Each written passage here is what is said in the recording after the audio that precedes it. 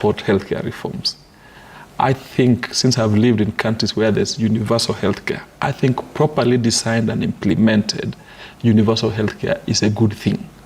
It will, for those of us who are fairly known and who get requests to contribute to health issues, to contribute to education issues and all this, I think it will also help us reduce this black tax, this burden that we have from the village every now and then, if there is genuine universal health care. Because the money that I use, for example, per month, helping treat people, majority of whom I don't know, contributing to funerals and all this, is too much. And it's not sustainable. Yeah. So healthcare reforms, I think, is a good thing. I've also been in jurisdictions that have universal free education, free public education, where your status does not matter. And also means tested, where those who are rich pay more. And I know it works. So I am also one of those who is supporting reforms in education sector, particularly in higher education, in technical education, that is obviously designed to secure the jobs of the future. The bigger question is that everyone seems to be concerned that the implementation of these reforms is not really well explained, is perhaps overburdensome, or perhaps hurried, or not gone through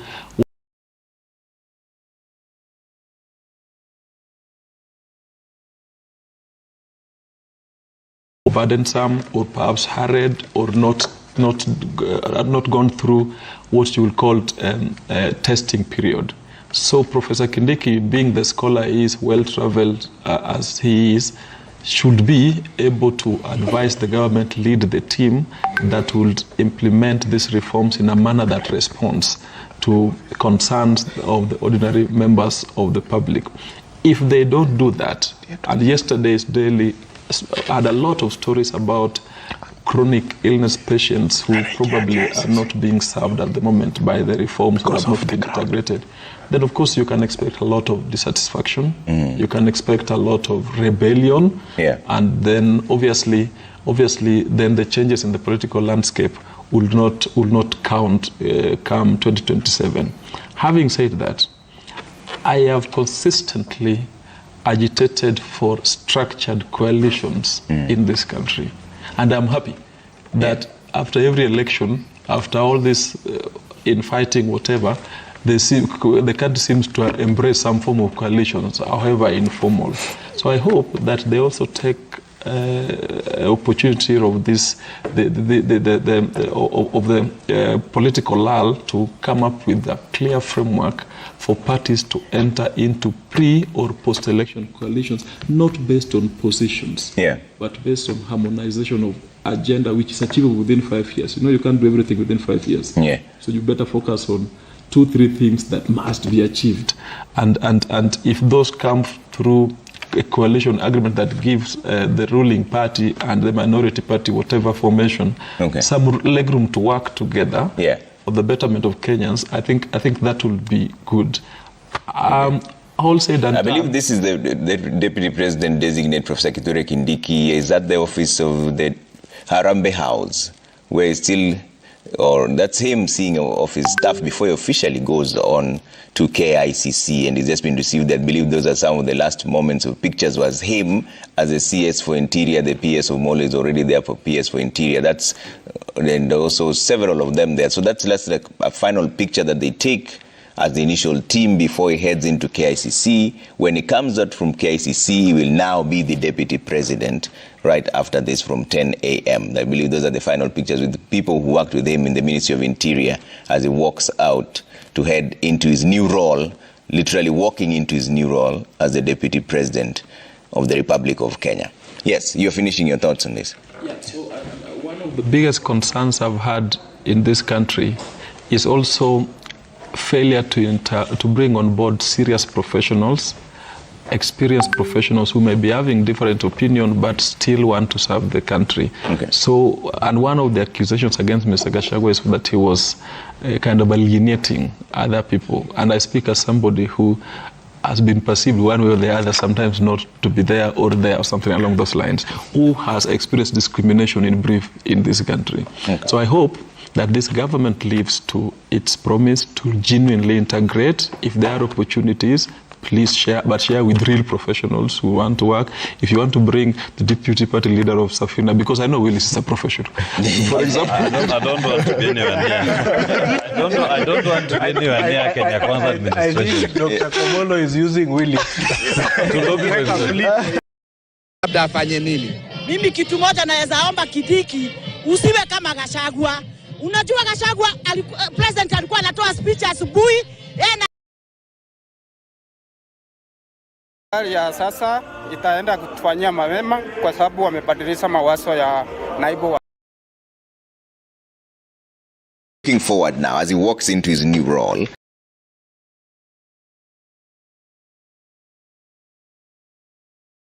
Ya sasa itaenda kutufanyia mapema kwa sababu wamebadilisha mawazo ya naibu wa rais.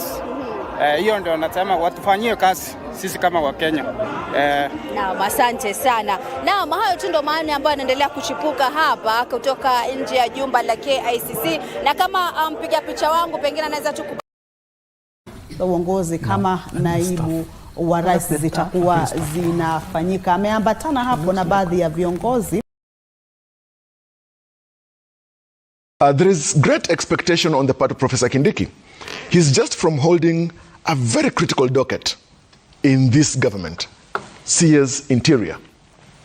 And he's a CS who's not traveled out of the country for the duration that he has been, or for the subsistence of his period as a CS Interior. Secondly, we have not heard of a single scandal about this gentleman who is a former law professor at Moi University, the alma mater of many of us here. In fact, I think nearly all of us here. The other thing is that Professor Kindiki is an affable man, a man of great talent, lucid intellect, and I think I can say he's got an attractive demeanor. And because of that, people do anticipate that he'll have some calmness that he brings with him to that high office as deputy president. But Javas, when you're talking about his past, please don't forget about the 60 Gen Zs who were killed. Don't forget about the forced disappearances that are happening.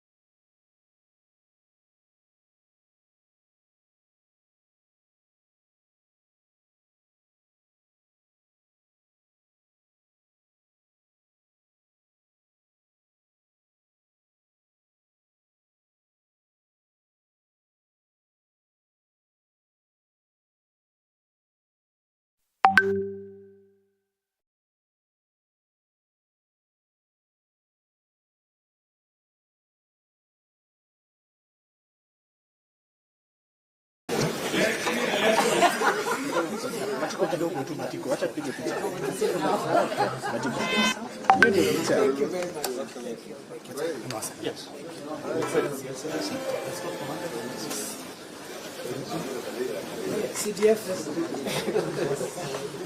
Salam, thank you. Asante sana. This is the Chief of Defense Forces.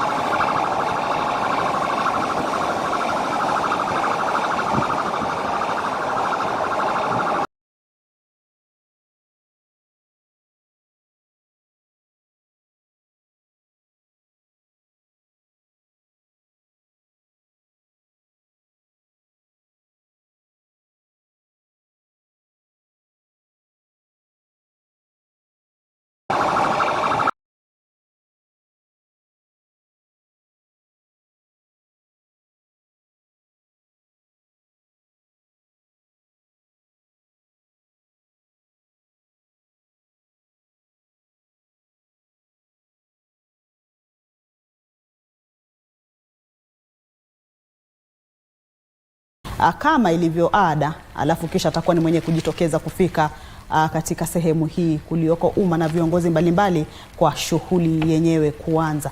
Na swali moja tu pengine kabla muda ukamilike pale ama uanze pale, sijui kama hatua hii yote tunaweza sema ni tunaweza yeka katika upande upi? Je, ni kukua kwa demokrasia ya Kenya ama ni kubadilika katika mustakabali